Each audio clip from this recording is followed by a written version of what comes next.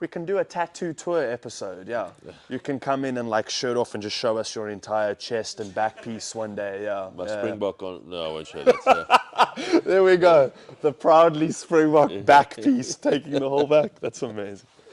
Lekker, interesting. Well, everyone, welcome back to Storytime. Thank you so much for joining today.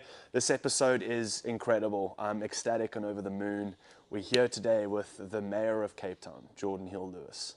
Mr. Geordin, thank you so much for Josh, coming in. Great to be here, man. I appreciate your time. This is very cool for to me. be here. Yeah, thank you. You're officially our first guest within anything closely related to politics. Ah, okay. Well, Yeah. that's an honor. So I'm your kind of political first timer. There you go. Yeah. Exactly. You're breaking us into a whole side of Cape Town as a whole that we've never stepped into before. I was telling your team before you came in that reason why I was very excited to have you on, and genuinely mean this. I'm someone that is super hesitant towards politics. I think a lot of people are nowadays. And you were the first person that I'd seen online and in interviews where I was like, that guy's badass. Like, you can tell that you genuinely love your job and you love the people and you love the city. So Thank you. I really do.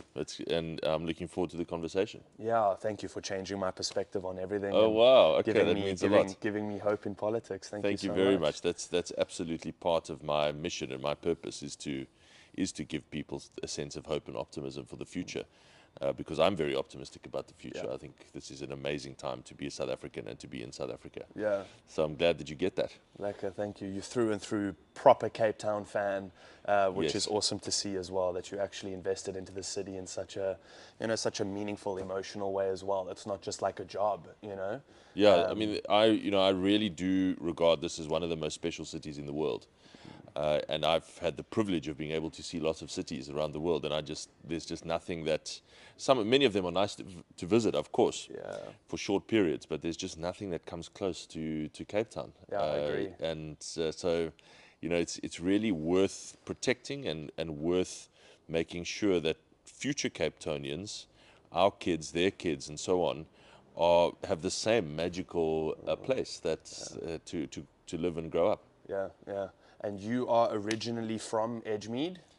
Not originally, actually. I'm not actually originally Capetonian. Really? Yeah, I'm not. Where did you wait? Did you move down from the coast? Yes, from Plet. Okay, from Plet. Yeah. Hey, Knysna's close by. Shout out Knysna. Yeah, so Knysna Provincial Hospital. That's where I was born. So Knysna link, but spent the first few years in Plet. My folks split up when I was very young, about 4 years old, and we moved to Cape Town, and I've been here ever since. So 32 years now. So pretty Cape Townian. Yeah, I think I've just got in there now. Yeah. Whenever you go to Plet, just say to people there, "Hey, I'm from Plet." When you come back, you're like, "Oh, I'm secretly Cape Townian." Yeah, exactly. 100%. And then from there, lived throughout Edgemead. The reason I'm so excited to mention that you lived throughout Edgemead, I'm from Durbanville. So shout out to the northern suburbs. We're representing today. That makes me very happy. 100%. We very seldomly have people come in that are from the northern suburbs. So it's awesome to represent that side of town. And the northern suburbs are so cool. Your audience has got to check out the northern suburbs. You can still get like a reasonable place for a reasonable price. You can have a great garden. You can have like the only coffee shop is the Mug and Bean. Exactly. And everyone's at the Mug and Bean every morning, 8 a.m. Yeah, exactly. It's a town filled with familiar faces. That's why I love northern suburbs. But I wanted to break down our questions today into, first and foremost, letting the people get to know who you are and kind of fire through a few of those questions. And then from there, we can get into like more, I guess, politically aimed sort of questions, just in terms of what your plans are for the future and how you are changing the city and bettering the state of everything for us right now. So love it. Let's do it. Question numero uno. Why did you want to be mayor? So a lot of the reason I discussed earlier about just how passionate I am about Cape Town, but I spent a lot of time in national government, in national parliament before I ran for mayor, and I just got more and more of a sense of frustration that that was not going to be the place where I could make the most positive impact for South Africa's future. I had to do something where I could make a real, meaningful, tangible impact. And politics at a national level is a lot of policy and discussion and debate, which is of course important, not belittling it for a second. But if you want to roll up your sleeves and feel like you have immediate day-to-day impact and can really sort stuff out, which is very much more of my personality, then actually local government, cities, is the place to be. Yeah. And when I realized that, then I thought about it for a bit during the COVID period, and I just decided to go for it. Yeah, yeah. And now you're nailing it. Well, I thought about it a long time. I thought it would be fulfilling and give me a real sense of purpose, and it absolutely is. Sure. So I have the unbelievable privilege of loving my job. I'm excited every day to get up and go to work. I can't wait to tackle the next problem. Yeah. I love the sense of achievement that you get from solving a problem and then moving on to the next one. Yeah. So it's amazing. My personality, I need to feel like I'm doing something useful. Okay. Whether you call it fulfillment or purpose, whatever it is, I feel like I have to be useful. Yeah. And so I really do feel like you can do something useful in the city. It's a very fulfilling job. Yeah. Off that answer, we're going to have more and more people being like, I want to be mayor when I grow up. So well, come on, cool. please do it. That's please awesome. do it. Yeah. Shout out Edgemead High School. We're going to have everyone coming out of there being like, I'm next mayor. Edgemead High School, the best the best high school in the northern suburbs. Check it out. There we go. I dig that. What do you wish the world knew about Cape Town? Sure. I think the world thinks of Cape Town as a very beautiful place, and of course it is. It has incredible natural beauty. It's one of the only cities in the world that has a huge national park inside the city. That's very rare, by the way. We have this national park the size of the country of Luxembourg inside our city. But Cape Town is not only natural beauty. We have this super interesting cultural history of all of these different cultures from around the world, from Malaysia, from Indonesia, from India, from Britain, from the Netherlands. All have kind of histories, weird and kind of complex forces have put all these people together, and it's developed this awesome, fascinating cultural history here in the city. Yeah. I think that is one of the best parts of Cape Town that very few foreigners get to appreciate as much as Cape Townians. Yeah. In fact, some Cape Townians don't appreciate it enough because people tend to stay in their neighborhood and not venture out enough. But it is one of the best parts of Cape Town. Yeah, I dig that. Yeah. What do you believe are the most pressing issues about our city at the moment? Undoubtedly poverty. Poverty has a whole lot of other consequences. A lot of crime is linked to poverty. A lot of substance abuse and family trauma is linked to poverty. A huge amount of the theft and destruction of our public infrastructure, metals theft, is linked to poverty. So the issue in South Africa and in our city, this is very much part of South Africa, all of South Africa's problems are reflected here, is the number of people that are living in really tough, grinding, difficult poverty, where they do not have a prospect of not only hope for the future, but how am I going to feed my family? How am I going to make it through this week? Let alone this month. That is our number one issue in South Africa and our number one issue in Cape Town. And so many of our other issues in this society stem from that one. Yeah. And that is why everything that we are trying to do in the city every day is aimed at growing this economy. Because the only way to deal with poverty sustainably over the long term, the only way in all of history that has been found to deal with it is to grow the economy and get people into work. Yeah. There is no other solution. You can give people support through things like social grants, but eventually, unless you have a growing economy, the state runs out of money, and that's what's happening in South Africa. You can't do as much as you would like to do for the poor. So you really have to have a growing economy, and that is what our, if I could sum up our purpose, the reason I'm in government is to do that, is to get people out of poverty by growing the economy. To start at like root level of the problem and Correct. Not just make the top look pretty and kind of mask it with the whole grant idea sort of thing, right? You've got to deal with the symptoms as well. because you can't. It's really difficult for people to make it through living in that state of really difficult poverty.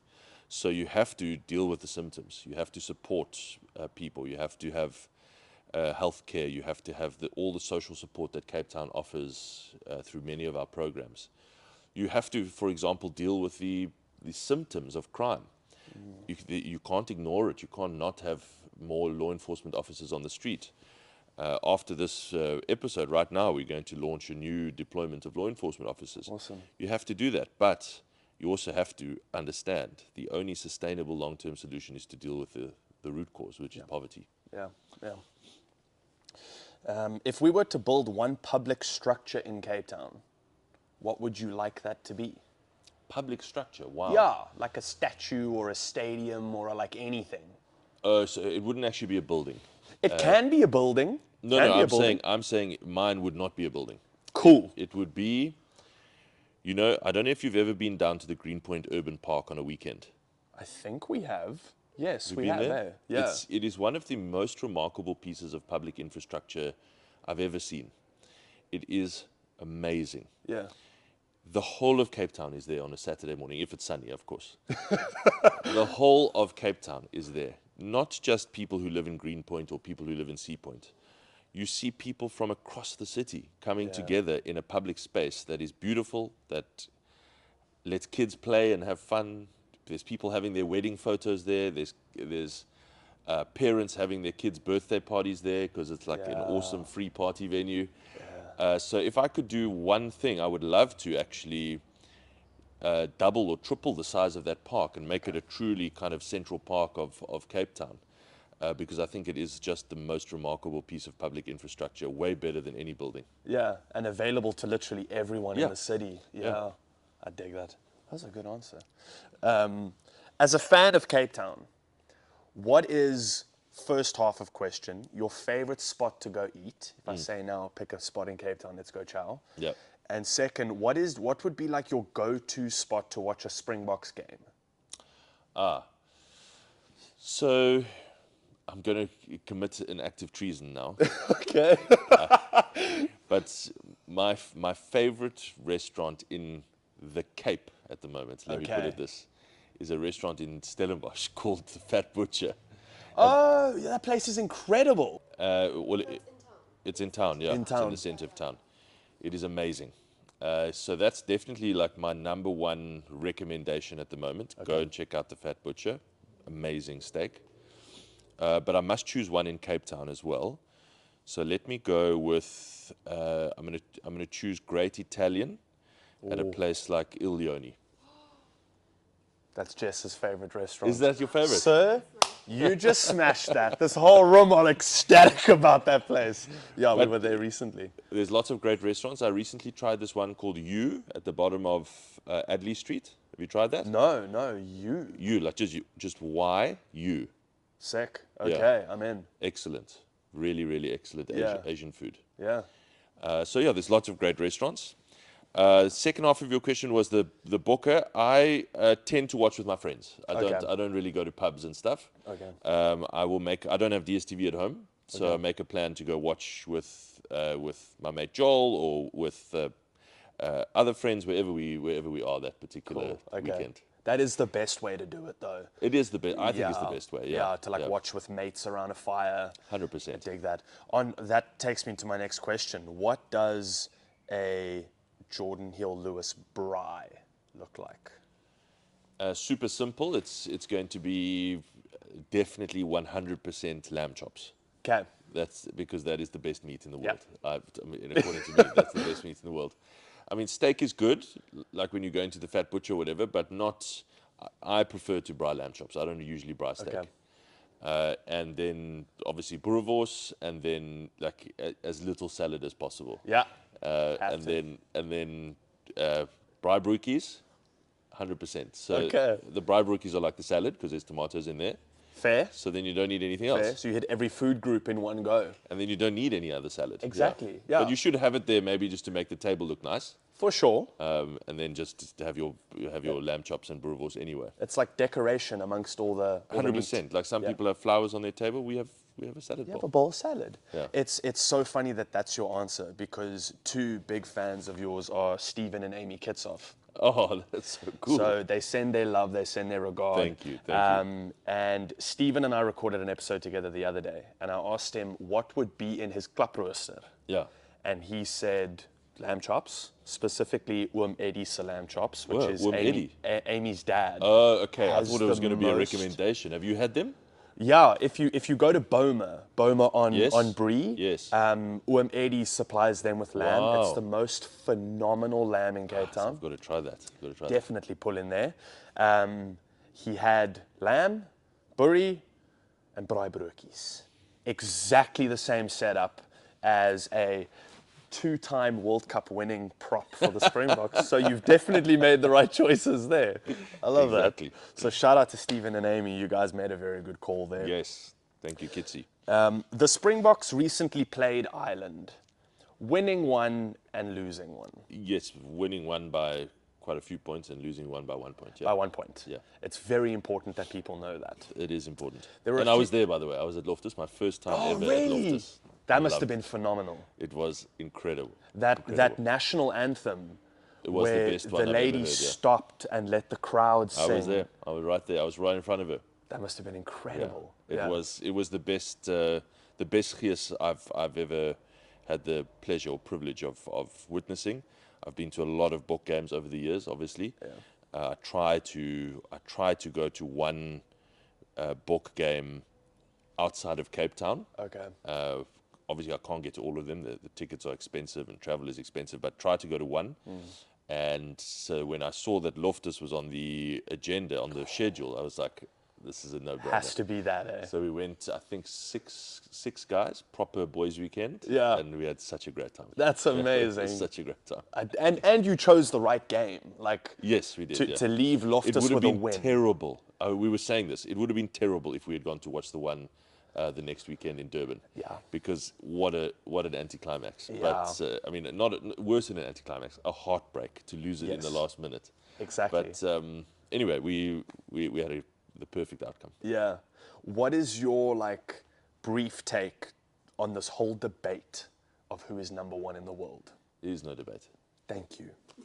Thank you. It's an irrelevant, lame debate. There we go. Thank you. There's only one four-time world champion. Exactly, right? And back to back, and people still debate and argue this.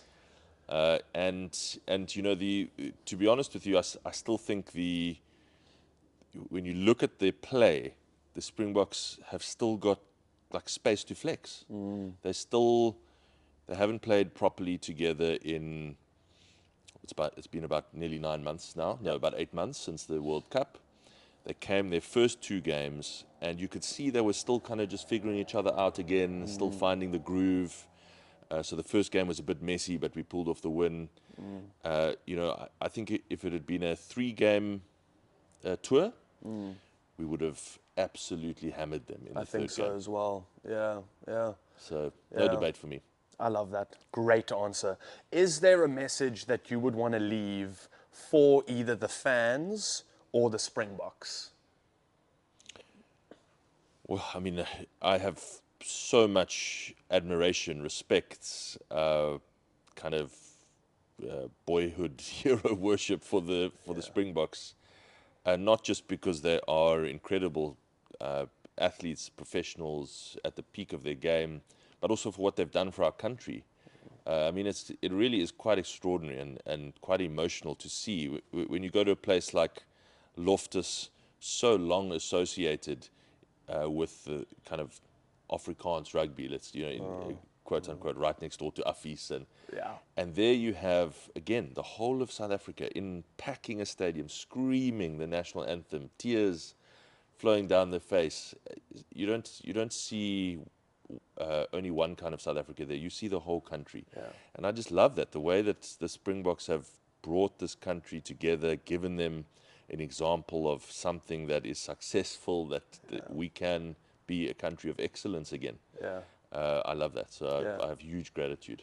That's awesome. That should be what plays over the speakers when you walk into Loftus, that exact answer of the whole country being here, making it incredible. That's what plays over the speakers. I wanted to get into 4 topics that you are very passionate about, them being unemployment, crime, load shedding, and public transport. It's kind of topics that I've heard you speak with in interviews before, and I think the projects that you've been putting in place are phenomenal, and I just wanted to kind of highlight those projects and those movements through these different topics. Cool. So regarding unemployment, how do you best plan on addressing the current unemployment within Cape Town? So you got to just grow the economy. You got to focus on the things that make economies grow, and the city has some big roles to play there. Part of the reason why I said we're going to attack energy and load shedding is because the single biggest thing holding back the South African economy is electricity. The World Bank and National Treasury have done some studies that show our economy could be growing 2% faster every year if it were not for load shedding. Now, 2% sounds like a small number, but 2% on a 5 trillion rand economy is massive, massive, right? So you are talking hundreds of thousands of jobs every year in our country that go begging, basically, that are left on the table because of load shedding. So that is unacceptable. We cannot have that. So that's why we attack load shedding so much in Cape Town. So the things that make economies grow is functioning infrastructure. The government has a leading role to play there. You have to have basic stuff that makes an economy work, basic infrastructure, basic railways that function, basic harbors that function, basic airports that function, and so on. In a city context, you've got to have a support system that encourages local investment, that encourages construction and property investment. You've got to be able to attract more visitors to your shores. Cape Town, of course, has a huge natural advantage. We have 1.5 million foreign tourists that come here. But we've still got a long way to go. There's billions of people out there that I want them to come to visit Cape Town. We want them here. So those are the things that we focus on at a local level that makes the economy grow. And then the private sector, frankly, does the rest. They grow businesses, they take risks, they invest, and they employ people, most importantly. And so there's no way that the state can ever keep up with that. It's an important debate in South Africa about whether the answer you will often hear to this question is the state must employ more people. And that is no solution. We've got 11 million people in South Africa who are unemployed, 11 million. The state will never employ not even 1/100th of that number on top of what they already employ. So it has to be through small businesses, medium businesses, mainly, some big businesses that continue to grow, but mainly actually through startups and small and medium businesses that take risks and invest. And what we can do behind the scenes to create that ecosystem that helps them do that, that's our job. Yeah. Damn, you're on fire with this job, eh? That's sick. Apologies if I read my questions off my phone. No problem, man. They're just a little bit longer now.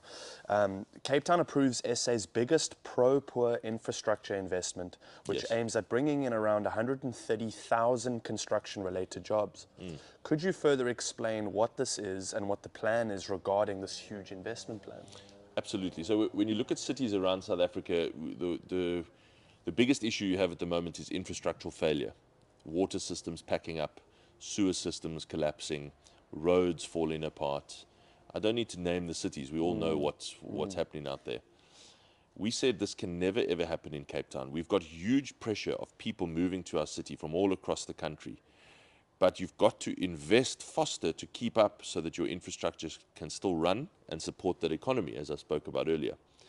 So we said we're going to push hard on the accelerator pedal on infrastructure investment, and we're doing that. We now have more infrastructure investment per year in Cape Town than Johannesburg and Durban combined, the next 2 biggest cities in the country.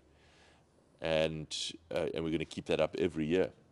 So the idea is to do exactly that. Provide the infrastructure that makes the economy work, that gives better dignity to the poor, better services to the poor, water security, public transport, all of those things. And then, of course, the very important side benefit of that is you get this huge injection into the local construction economy from all of this work.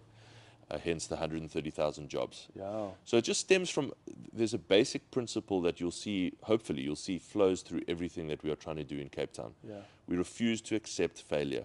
Yeah. We are not going to go the way of other cities. We are going to do everything in our power to make sure that that never happens. Yeah.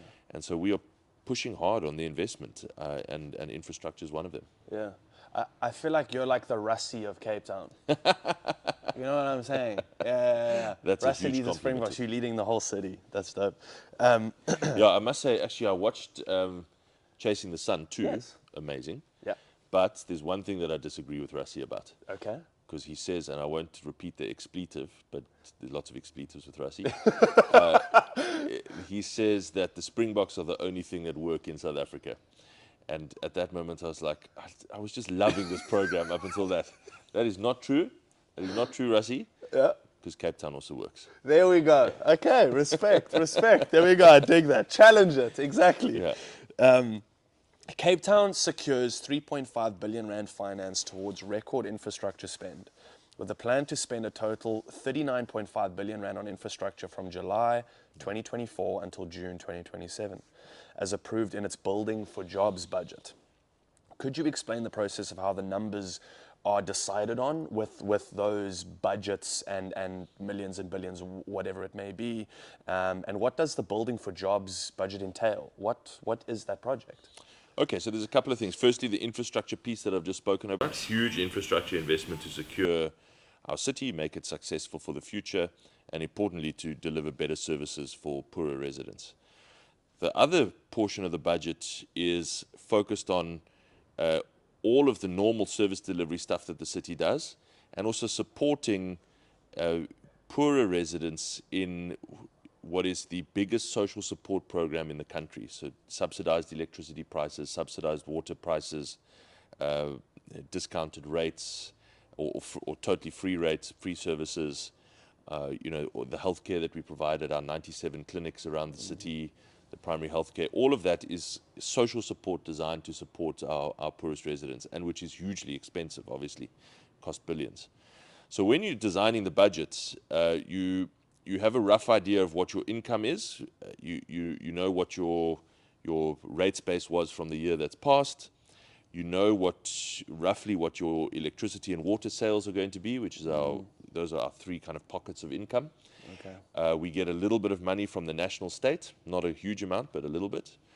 And then you take those 4 pockets of income and you say, right, how are we going to allocate this in the fairest possible way such that we overwhelmingly support the poorer residents? And we are quite unashamed about that in Cape Town. We want to do that. And so we do that. How do we invest? How do we maintain services to the best degree that we can? That is a very difficult balancing act. Yeah. So that budget design is tough, and it takes months to do. But we think that we strike the right balance as best we can. Yeah. Do you find red tape from a national level within politics? A huge amount. Okay. Huge amount. I mean, housing is a major issue in Cape Town, for example. We get one of those grants that we get from the national state is a housing grant to build houses. And we spend that every year, 99% of it. But it is extremely prescriptive on exactly what you can and cannot build. And so there's lots of different, almost daily, I get approached from people saying, we've got this great idea to make houses cheaper. Can we come and see you? Or we've got this idea, or we've got this idea. And the fact is, until you get the relaxation of that red tape at a national level, we have to build exactly what we are told. Otherwise, we don't get the money. I didn't know that. Okay, I understand now. So that's just one example. There's many across the board. Yeah. In many cases, South Africa has got regulation. I call it first world regulation in a developing world context. Yeah. We think on paper, we're like Sweden or something, Okay. And we've got this insane, overly regulated system. Yeah. Where everything is regulated to within an inch of your life. Yeah. But you've got to deliver in these extremely complex, slightly chaotic contexts on the ground, where there's huge poverty, huge crime, extortion, lots of people arriving all the time, and you've got to run just to keep up. So it's tough to make those two worlds kind of blend or marry, and that's part of the challenge. Yeah. Going into a little bit of history into your life as well. Your mom was a nurse. She's now retired. Retired, yeah. So you've mentioned before that you've got massive respect and accolade towards that industry and the workers within that space. I do. We see a massive sort of brain drain towards our medical industry, of a lot of doctors and medical professionals leaving South Africa. This is obviously a huge problem that we are facing as a whole. Within Cape Town specifically, how would you choose to sort of combat that issue at the moment? Well, I think nurses in particular in South Africa are not paid what they're worth. It's very, very hard to make a decent living as a nurse in South Africa. And when you look at how much of our healthcare system relies on nurses, I think they really get a raw deal. It was really tough to make ends meet for my mom as a single mom, as a nurse. It was impossible. That's why she worked in Saudi for a few years, and she was part of that brain drain. She worked in Saudi for a few years and then in the UK, in the NHS, before coming back to South Africa. And that was purely just to try and make ends meet, because it's tough to do so as a nurse in South Africa. And so what happens is huge numbers, literally hundreds of thousands, if I understand the data correctly, hundreds of thousands of South African nurses work overseas. Jeez. In Saudi, in Dubai, all across the Middle East, in the UK, in Canada, and elsewhere. And they are some of the best nurses that we have. And so we really do, I think, have to take care of public servants, even people in the private sector, private hospitals who really are the kind of backbone of the whole system, and that is the nurses. Then, I think people are afraid about the future. Many medical professionals are afraid about the future of NHI, and I think with good reason. It is a deeply concerning proposal and should not proceed. And it's important to stress, because whenever you raise this, people say, well, you're opposed to better healthcare for the poor. No, that's complete nonsense. The problem is NHI is not going to improve healthcare for the poor. It's not going to do that at all. It's going to seriously undermine and damage that one part of the medical industry which has achieved a level of excellence, but it's going to do nothing to uplift the other rest. part. So, we've said all the time, focus on improving standards in the public space, because we basically already have universal healthcare. Anyone can access healthcare in South Africa. The problem is it's just of a very poor standard, and it's too crowded. There's not enough doctors. There's not enough nurses. So I feel a sense of connection to the medical field because of the household that I grew up in. I know how nurses get abused by doctors sometimes, by management sometimes. So, I feel like I have some connection to it. That's awesome. Going into crime a little bit. Currently, as of recently, there was an article released about massive shootings taking place in places like Nyanga and Khayelitsha, and there's obviously certain areas within Cape Town that are struggling with this massively. On me making the assumption, I would assume that it is very, very gang related as well. What kind of systems and procedures would you want to put in place to combat that as well within those areas?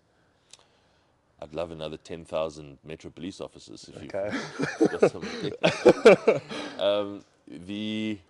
so look, let's just set out the governing arrangement. SAPS is still primarily responsible for crime fighting in South Africa. SAPS is a national institution. They have 250,000 officers around the country. They have 30,000 officers in Cape Town. They are, they're the kind of big boss, or whatever, the big elephant in the room when it comes to crime fighting in South Africa. That institution is not working particularly well. With great respect, and I always make this point with huge respect to those police officers who are trying their best. But the institution as a whole is not working very well. A couple of recent examples. We recently had to offer to sponsor the gang and drug task team in Cape Town, the SAPS gang task team, with radios, because they didn't have any radios of their own. They were not issued with radios. So you can imagine going into a neighborhood where there's active gang warfare, and you do not know what your fellow officer is doing around the corner. If he needs help, if he's under attack, you don't know, because you don't have a radio. So the city actually stumped up. Okay, so let's go down to the next level. The city has got about 3,000 officers, so 30,000 in SAPS, 3,000 in the city. And we have, the law allows us to do what you could basically summarize as street patrol. We do not do criminal investigation, and we do not, we do visible policing. We do street patrol and combat street crime. But to be honest with you, because of the fragility and trouble in SAPS, we've taken on a lot more than that. So we have our own gang and drug task team. We have a metals theft task team. We have a land invasions task team. Wow. You know, you name it. We're busy building a SWAT. Because of the threats and things that we're experiencing in Cape Town, we're having to just constantly expand those operations into more stuff. And so what we are doing is trying to focus, because we've got so few officers, 3,000 for the whole city, focus them on those areas where the problem is the most severe. Okay. You can't do a spray gun approach. You have to do a focused laser beam approach. And we're getting some good results. What's most encouraging to me, we certainly are a long way from having gang warfare under control, but residents will consistently tell me when I speak to them in wherever, in Hanover Park, in Bishop Lavis, you name it. They will tell me when the shots ring out, we know Cape Town law enforcement and Metro Police will be here first. They will be here within minutes. Sometimes a police van will rock up an hour later if we're lucky. That doesn't mean that we always get the guy, but we're getting better at getting the guy, and I'll talk about that in a second. But we are responsive. We are trying our best with very limited resources to focus our efforts on those places where it's the worst. A brief note on technology. We're trying to say, if you can't have an officer everywhere, how do you make the officers you have more effective? The way that you do that is with tech. So we've invested in a system called ShotSpotter. I don't know if you've heard of it. No, I haven't. So it sets up these like audio receptors in communities. We've got them in 5 communities already. And we pick the areas that have the highest incidence of gun violence. And they allow you to echolocate and triangulate a gunshot instantaneously. So the officer gets the alert, the closest officer will get their alert on their phone instantly. It takes about 3 seconds. After the shot goes off, they will get an alert saying here's a shot at the following pin location, and they need to respond immediately to that. Wow. So hopefully using that, they can get there quicker and catch the person. Yeah. Then what gets really exciting is you start to overlay that with your drone technology and your eye in the sky technology. So now I know from our data that let's say at 9 o'clock at night on a Friday, that's your hottest period, right? That's when the shots go crazy. The guys have had a bit to smoke, they've had a bit to drink, whatever the case is, and they go start shooting each other. So you know Friday night is a hot spot. So now you've got your officers there, you've got the shot spotter there, and you've got the eye in the sky overhead, so that you can actually say to Officer Josh, there's a shot. You've got the notification of the shot around the corner. We can see the dude's wearing a red hoodie. By the time you get there in 3 minutes, ignore everyone else. Look for the dude with the red hoodie. Wow. Try and nail him. And it's getting success. You know, 477 illegal firearms recovered. Jeez, from the streets last year. So we've got a long way to go. Yeah. These gangs are insane, but we are getting there. Yeah, that's a huge improvement as well. Yeah. Jeez, that's badass as well. We've got drones and detectors and everything now. Yeah, we've got Eye in the Sky, which is a it's super high definition camera. It's 2 kilometers. It can go between 2 and 4 kilometers up at any time. It's probably there right now, and it can read the time on your watch from all the way up there. Super high definition camera technology. That's cool. And the idea is to pick up on those shots and try and follow suspects, so that officers can go and get them. We can go get you 45 minutes later when you're at home. Yeah. You think you got away with it. You go home, you're sitting on your couch, all of a sudden Cape Town Metro Police rock up and your night goes badly wrong. Okay, I like that. That's really cool. I wanted to touch into load shedding. You touched on it briefly earlier, but there were some facts around it that I found quite interesting in terms of red tape at a national level that I asked earlier as well. You've mentioned before that we could potentially be off the grid from Eskom in the future in some way. I mean, I hope so, but that'll be the long-term future. To be totally off the grid will be the long-term future. Cape Town uses 2,500 megawatts of power, so it's a huge power user city. So to replace all of that with renewable energy is going to take a long time. A little bit longer. But I do think we have to try and do that, by the way, because the price of power from Eskom is getting totally out of control. Yeah. And people can't afford it anymore. In Europe, we hear of these stories of, I don't know if you saw some of the headlines from Europe, because of the gas crisis there, they had people saying that they had to choose between heating or eating. Yes. They could either heat their house or they could buy groceries. We don't have the same problem with heating your house in South Africa, but lighting up your house, just having electricity or buying groceries, people have to make a choice because it's so expensive. And the main cost driver of that cost is Eskom. Yeah. They determine essentially the power prices in South Africa. So I think over time we have to try and free ourselves from Eskom as much as possible and have a broken up, more competitive, more free energy system, that we get our power from lots of different suppliers, and that's going to drive the price down over time. So that's certainly, we want to contribute to that goal. Okay.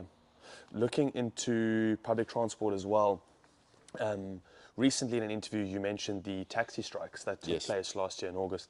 At the time I was working in an office in Foreshore, literally down the road, and I think it was one of the first times in my life where it was very on hand that I could actively see people, one, frustrated and also scared that like this was their only option of getting home to their partner or their kids, and having to sit around in these offices and just wait, and everyone had kind of accepted the fact that we might not go home today, we're going to go home tomorrow.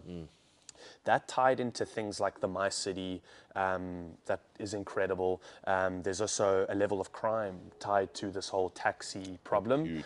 And you partner that with the traffic and congestion happening in Cape Town. How would you choose to sort of combat the public transport issue we have? Yeah, it's such a great question. So the taxi industry on one hand plays an essential role in South Africa because they transport about 70% of public transport users. They are by far the biggest share of the market. Let me say delicately, they have not been innocent in making themselves the market leader. Yeah. Because of the disruptive way in which some parts of the industry, I won't generalize, some parts of the industry have actively destroyed other competitors like trains and buses and so on. So there's that element to it. There's no way to get around or to try to ignore the taxi industry, and we don't want to do that. In fact, we'd love them to professionalize and become a proper taxi corporate, a taxi company. Every time I meet them, I say to them, guys, you should be listed on the JSC. You should be running a professional company, running your own tire business, running your own, fuel stores, whatever it is. Having a proper professional business. The problem is that there are lots of rogue elements inside the industry that disrupt it all the time, that use violence to enforce or to crush competition. So it's a really tough space. Then you've got the trains. We used to have this functioning train system. It was destroyed during COVID. It's slowly but surely, very slowly, getting back on its feet.